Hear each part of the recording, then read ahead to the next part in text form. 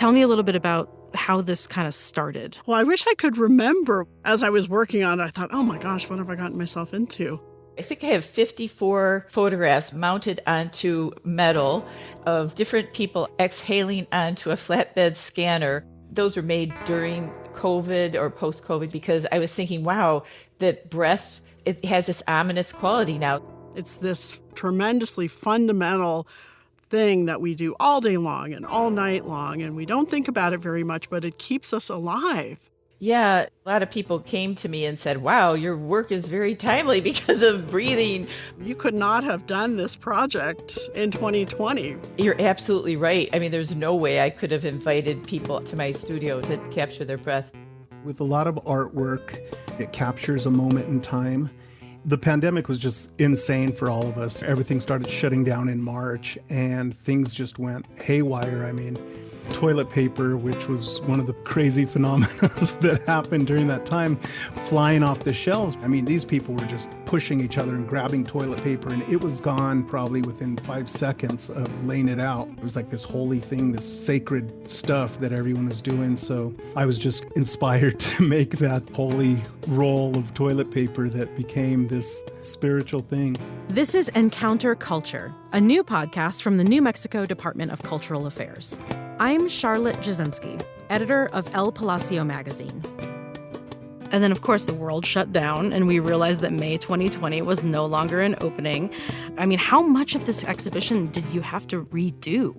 Oh, yeah, we were pretty set to go. So the first question was, well, will we be able to do the show? So when the show was able to open, that was really exciting. I was thrilled. Sure.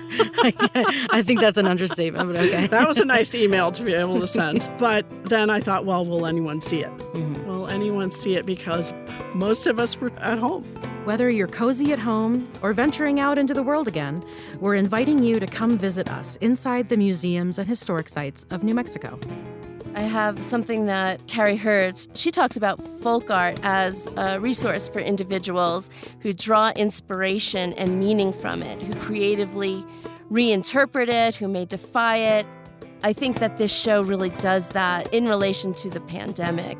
It looks at how people respond in creative ways. It looks at how people are drawing on their tradition and on their cultural heritage for inspiration to protect themselves and to protect others. In Season 1, we're touring Santa Fe's museums as our curators, artists, and collaborators grapple with the question of identity. The COVID pandemic really exacerbated a lot of racial and economic disparity. One piece in the show that I think is particularly powerful is by an artist named Julia Kwan. She titled her face mask Unapologetically Asian. She's really converting this protective mask into a symbol of identity and pride. And that's an example of how a mask might become a symbol of activism. We've survived a global pandemic. Who are we now? What aspects of self do we take with us as we move forward, and what do we leave behind? One of the things we heard was that people were really very hungry for that place for contemplation and, you know, a place to go to think about what has happened to us. We were really hoping that that could be a good experience for people. You know, I would certainly argue those are the things that are most important to us, you know, love, mortality, you know, all of that invisible stuff.